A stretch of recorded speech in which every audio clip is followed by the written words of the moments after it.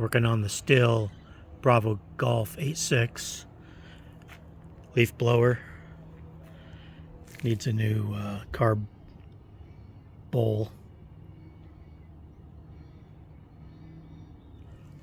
primer bulb, and a good cleaning.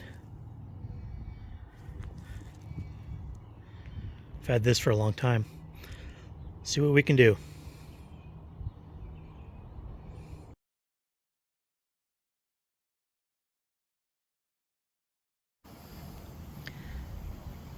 Okay, I got the leaf blower all put together. There's the old float bowl, or the primer bulb.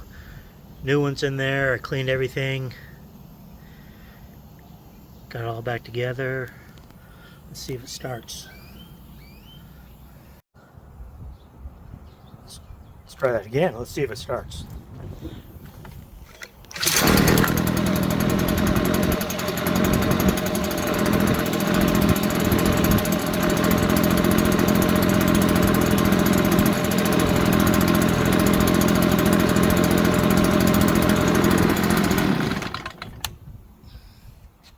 Nice.